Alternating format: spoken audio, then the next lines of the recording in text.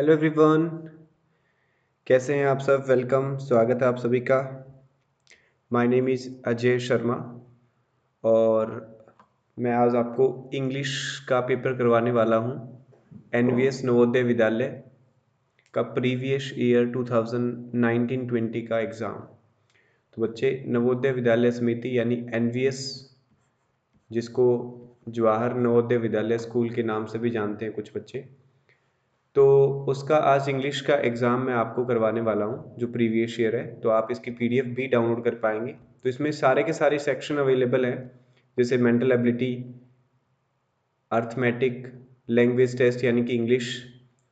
तो सबका पेपर आपको अलग अलग मिलेगा, ठीक है।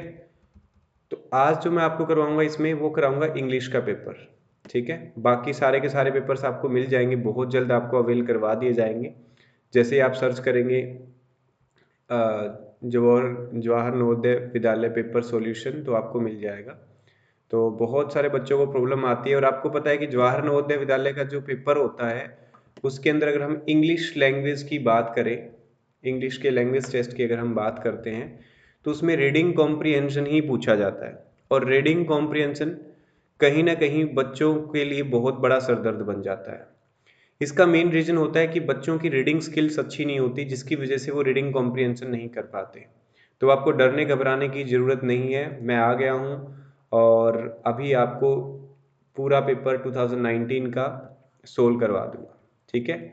मैं अभी एक्सेंट कोचिंग इंस्टीट्यूट से लाइव हूँ। क्वेश्चन पेपर करना अभी सोल्व स्टार्ट करेंगे। Accent coaching institute Hisar Haryana में है। एक्सेंट कोचिंग, आप हिसार जब गूगल में सर्च करेंगे तो आपको डायरेक्ट एड्रेस वगैरह सब कुछ मिल जाएगा। और ये हमारा कॉन्टैक्ट नंबर है 9541079129, जिस पे आप किसी भी टाइप की क्वेरी के लिए इंक्वायरी कर सकते हैं। तो चलिए स्टार्ट करते हैं। पैसेज 1 बच्चे 2019 के एग्जाम में आया हुआ था, च्युइंगम से रिलेटेड। च्युइंगम बहुत बच्चों को पसंद होती है, शायद आपको भी हो। तो देखिए, च्युइंगम के बारे में एक स्टोरी गिवन है और ये पैसेज आया हुआ था। अब ये रीडिंग कॉम्प्रिहेंशन क्या होते हैं, आपको एक पैसेज गिवन होता है और उस पैसेज के लिए साथ साथ क्वेश्चंस गिवन होते हैं। उन क्वेश्चंस को आपको सोल्व करना होता है उस पैसेज पे बेस्ड, ठीक है। जैसे गिवन है, chewing gum was discovered 1000 years ago। Chewing gum लगभग लगभग 1000 साल पहले डिस्कवर किया गया था बाय द मयान्स के द्वारा, इन मैक्सिकन जंगल, मैक्सिकन के जंगल के अंदर।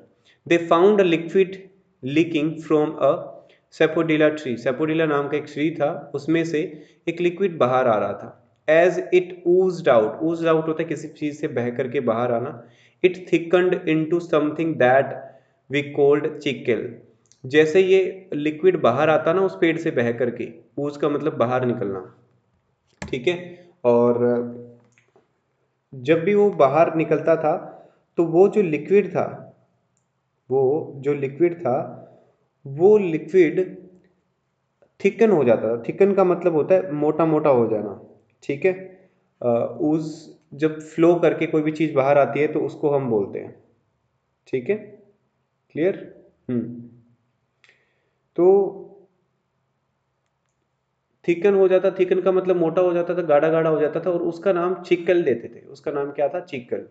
उस लिक्विड को हम फिर चिक्कल बोल देते थे जब वो गाढ़ा गाढ़ा हो जाता था। विच वो च्यूएबल, जैसे आजकल का च्युइंगम होता है ना, वैसा च्यूएबल था। एंड टेस्टी, और टेस्टी भी था।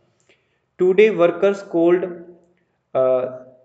उसको वर्कर्स आजकल एक और नाम दे दिया है उसको, जो चिक्कल बोलते थे उसको चिक्रेओर्स के नाम से जानते हैं, ठीक है। तो चिक्लोर्स का नाम जो है ये अभी फेमस हुआ है, पहले इसको चिक्कल के नाम से जानते थे, ठीक है। तो चिक्लेरोज जो है वो यूज होने लग गया। स्टिल कलेक्ट चिक्कल्स, ठीक है। और चिक्कल को कलेक्ट किया जाता, द चिक्कल इज बॉइल्ड, चिक्कल को बॉयल किया जाता और उसमें से पानी रिमूव कर दिया जाता। And to remove the water, उसके अंदर जो भी पानी होता उसको रिमूव कर दिया जाता था। It is then made into slabs about 30 pounds each. उसके बाद में इससे स्लैब्स बनाए जाते हैं। तो what is the meaning of slab? अब बच्चों को छोटे छोटे मीनिंग्स ढूंढने में प्रॉब्लम आती है कि स्लैब क्या होता है। स्लैब एक पीस होता है, एक ब्लॉक होता है, एक बहुत बड़ा स्लैब बना दिया जाता है। मतलब बहुत, जो च्युइंगम जो जिसको हम चिक्केल के नाम से जानते हैं, या चिक्रे जिसको हम चिक्लेरोज के नाम से जानते हैं, चाहे हम चिक्केल बोले चाहे चिक्लेरोज बोले, उसका एक ब्लॉक बना लिया जाता था, एक बहुत बड़ा बॉक्स बना लिया जाता था, ठीक है, पीस बना लिया जाता था, जैसे पीस ऑफ केक होता है वैसे ही बहुत बड़ा, और लगभग लगभग 30 पाउंड का, 30 पाउंड ईच, जिसको हम बोल सकते हैं 40 किलोग्राम का, 14 किलो का एक उससे स्लैब बना लेते थे। These slabs were sent to gum factories, इनको गम फैक्ट्रीज में भेजा जाता था। There it mixed with several ingredients, sweeten, soften, flavour and colour the gum. तो वहां पर जो एक गम जाता था, मतलब वहां पर ही जो गम भेजा जाता, वहां पर ये क्या करते, उसके अंदर स्वीटन कर देते हैं, उसके अंदर सॉफ्टन कर देते, उसको थोड़ा सॉफ्ट कर देते हैं, उसके अंदर थोड़ी सी स्वीट ऐड कर देते हैं, ठीक है, उसका टेस्ट मीठा करने के लिए फ्लेवर ऐड कर देते हैं, कलर ऐड कर देते हैं। तो इस तरीके से ये प्रोसेस किया जाता है, ठीक है। तो उन स्लैब्स को भेज दिया जाता है और वहां से उसके अंदर इंग्रेडिएंट्स ऐड कर दिए जाते हैं। तो ये था बच्चे पैसेज, और ये 2019 के प्रीवियस ईयर एग्जाम में आया हुआ था। अब वन बाय वन पैसेज देखते हैं। डैश डिस्कवर्ड च्युइंगम, च्युइंगम को किसने डिस्कवर किया? तो आपको दे रखा है ना यहाँ पे ऑप्शन, देखो यहाँ पे, years ago by the mans. तो किसने डिस्कवर किया था? मैन्स ने डिस्कवर किया था, ठीक है। सेपोर्डिला नाम का तो ट्री था, तो ये तो आंसर होने से रहा, है ना। और जो हम टर्म यूज कर रहे हैं चिकलेरोज, तो चिकलेरोज जो टर्म है ये तो चिक्कल के लिए यूज की जाती है, जिससे कि च्युइंगम बनने से पहले जो गाढ़ापन बन जाता है, जब वो सेपोर्डिला नाम के ट्री से बाहर निकलता है, तो जब उसके अंदर गाढ़ापन आ जाता है तो उसको चिकलेरोज के नाम से जानते हैं।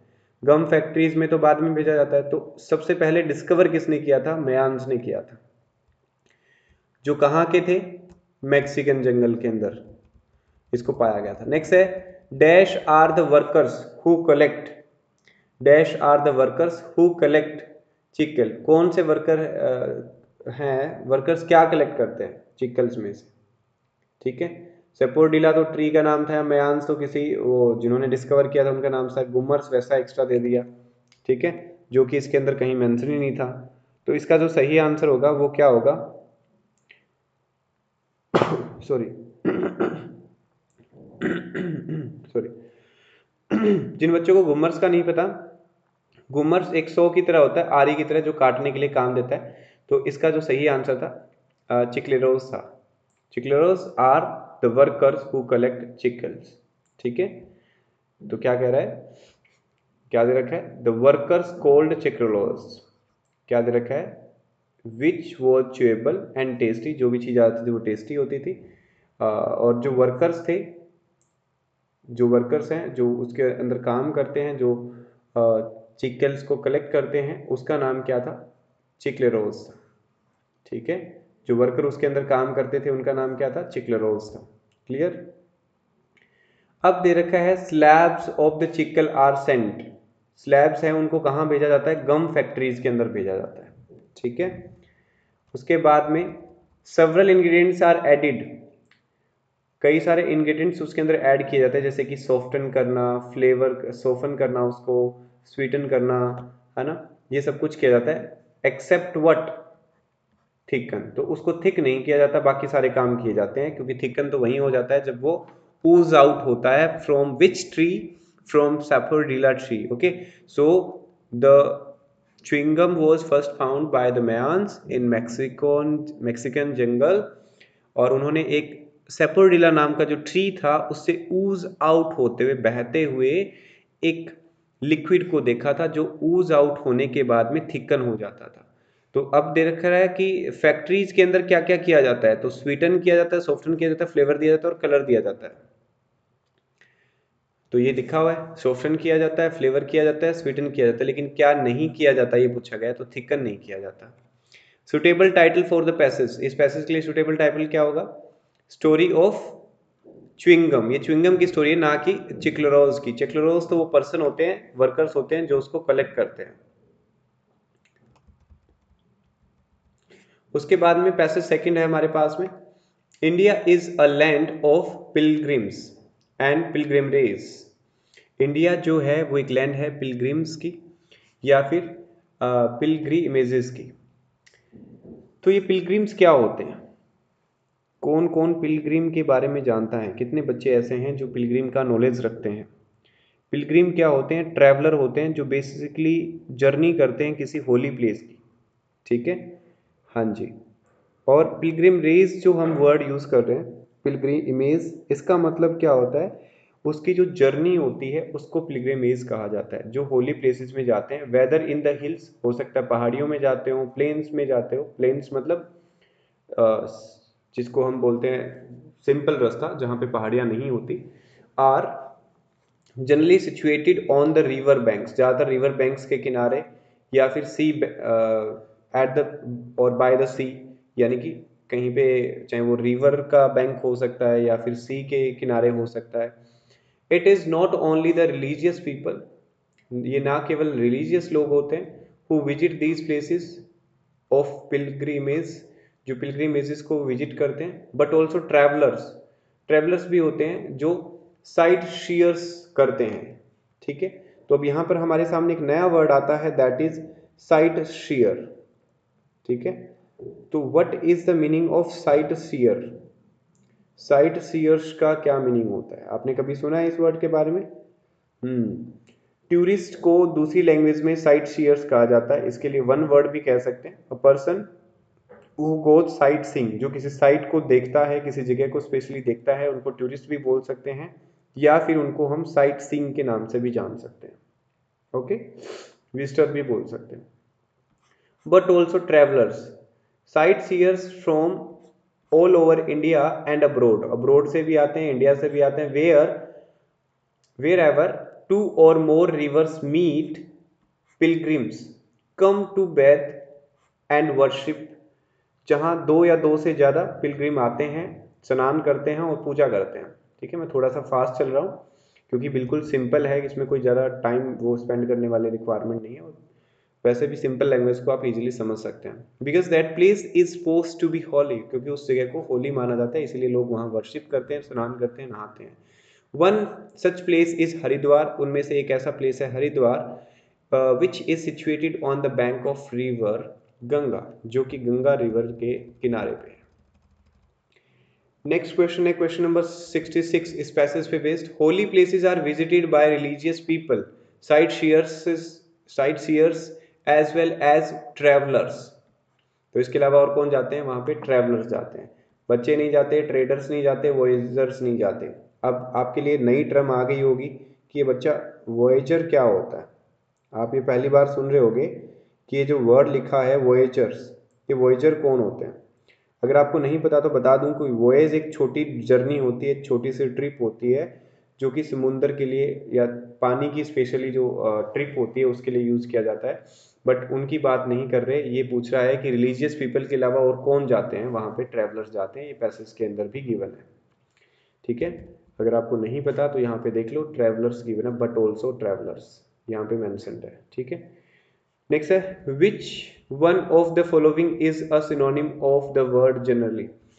जनरली का इनमें से कौन सा वर्ड है वो सिनोनिम है? तो usually is the right answer. इसमें जनरली वर्ड गिवन था, उसका सिनोनिम पूछा गया था, यूजुअली हो जाएगा। इवेंचुअली अंतिम समय पे या अंत में होता है, पब्लिकली पब्लिक में होता है, ओकेजनली कभी कभी होता है, जनरली मतलब ज्यादातर, यूजुअली वर्ड इसलिए हमने सेलेक्ट किया इसके लिए। नेक्स्ट है जी हमारे पास, the place is considered holy where two और मोर रिवर्स मीट।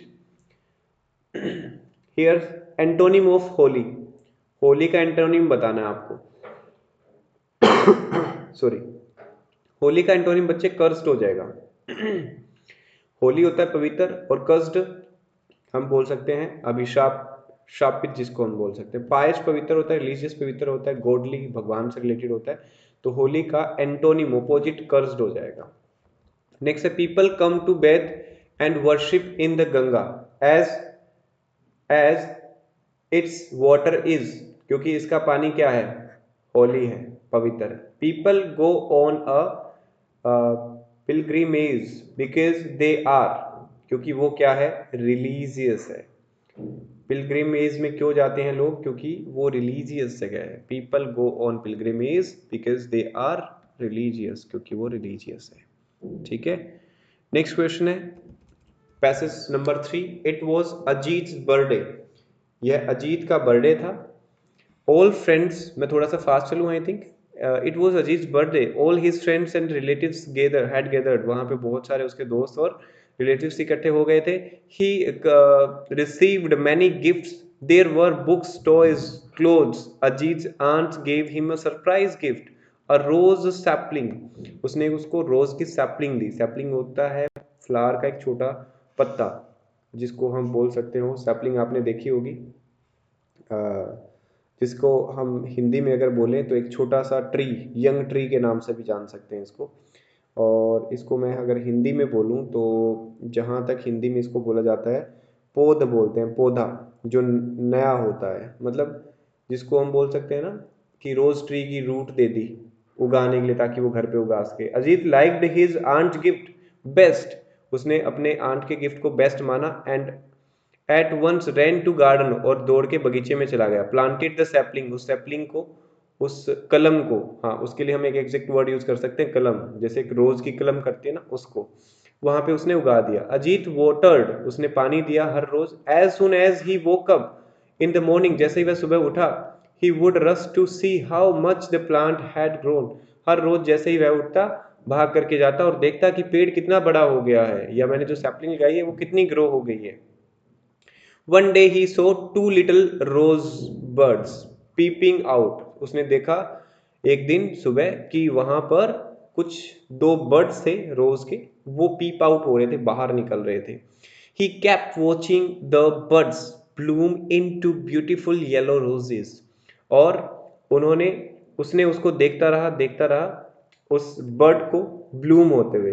तो बर्ड को बच्चे समझ पा रहे हैं, बर्ड का मतलब होता है कली, ठीक है, और बट को क्या होते हुए, बट को ब्लूम होते हुए।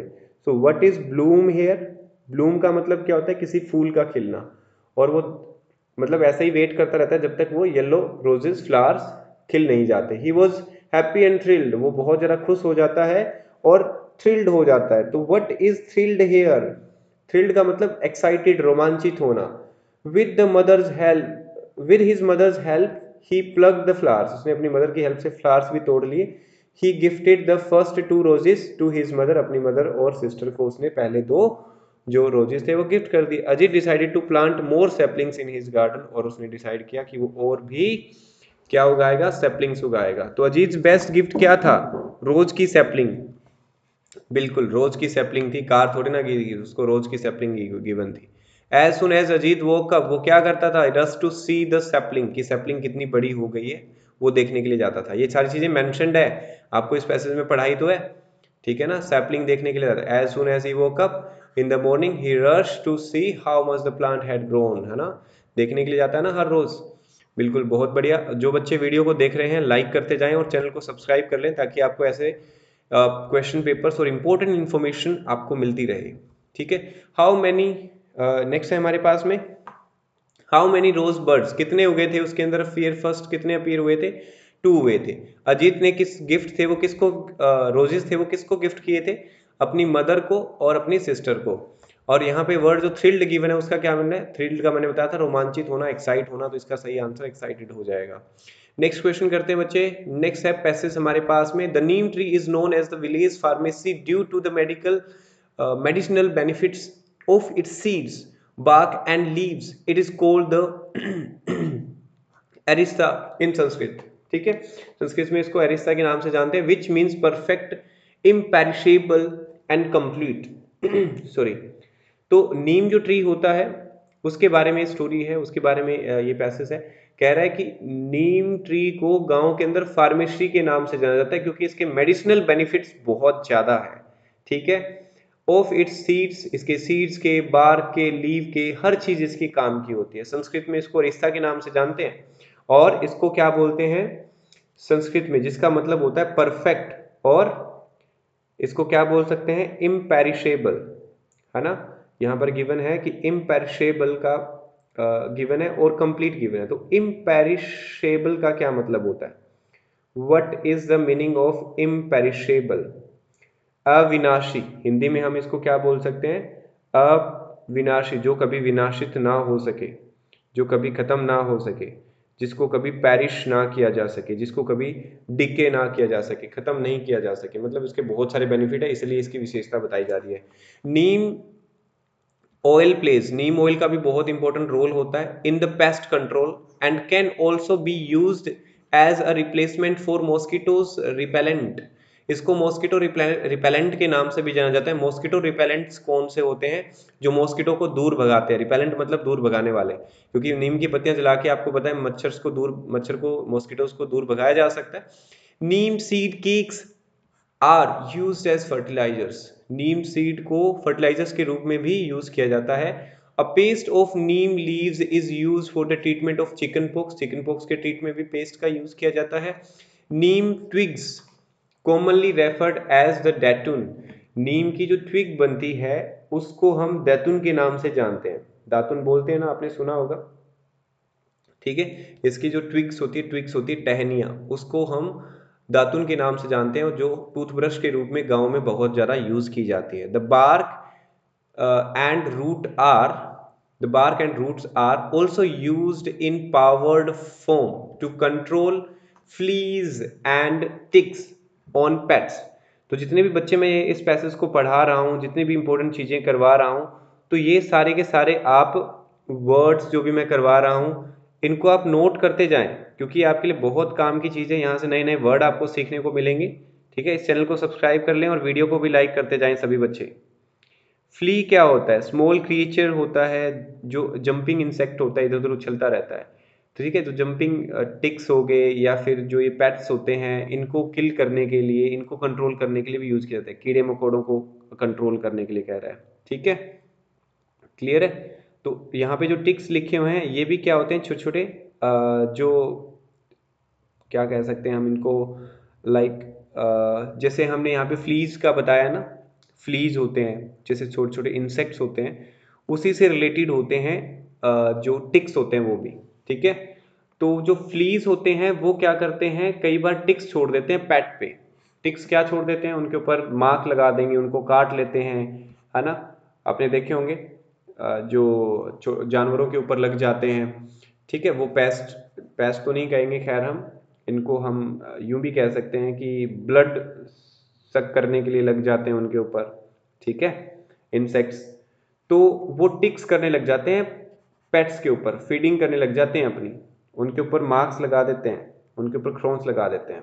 ठीक है, चलिए यहाँ पर पूछा जा रहा है अ pharmacy is, what is a pharmacy? Pharmacy का क्या मतलब होता है? मेडिकल स्टोर, जिसको हम बोल सकते हैं मेडिकल स्टोर बोल दो, या फिर केमिकल शॉप जो होती है, केमिस्ट शॉप जो होती है जहाँ पे मेडिसिन मिलती है, उसको मेडिकल शॉप बोल सकते हैं, फार्मेसी बोल सकते हैं। The part of the neem tree that is useful for the farmers, seeds से वो क्या बनाते हैं? फर्टिलाइजर्स बनाते हैं। Which one of the following is not the synonym of perfect? Perfect का इनमें से कौन सा सिनोनिम नहीं है? फॉल्टलेस, सीमलेस, फ्लोलेस, तो ब्लेमिश्ड इसका सिनोनिम नहीं है। बाकी सारे लेस है, तो इसका मतलब वो सिनोनिम नहीं हुए वो इस। ठीक है, नॉट द सिनोनिम यानी एंटोनिम पूछ रहे हैं, तो इसलिए ब्लेमिश्ड इसका सिनोनिम नहीं होगा। तो what is the meaning of blemish? Blemish का मीनिंग क्या होगा? किसी बच्चे को पता है ब्लेमिश का मीनिंग? इम्परफेक्शन बोल सकते हैं, दोष बोल सकते हैं, कमी बोल सकते हैं।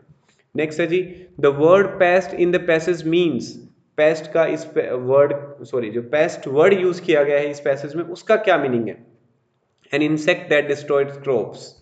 नेक्स्ट है neem dash are use for the toothbrush. नीम की ट्विग्स यूज की जाती है। ट्विग्स का मतलब होता है टहनियाँ।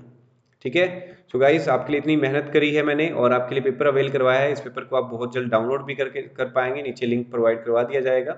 ठीक है, और अगर आप यहाँ पे कोचिंग करना चाहते हैं तो आप इस नंबर पे कांटेक्ट कर सकते हैं। Accent coaching institute Hisar Haryana में है ये।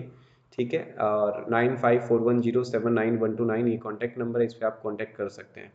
बहुत जल्द दूसरा पेपर भी अपलोड कर दिया जाएगा। Thank you so much. इस वीडियो को लाइक करिएगा, अपने दोस्तों के साथ शेयर भी करिएगा।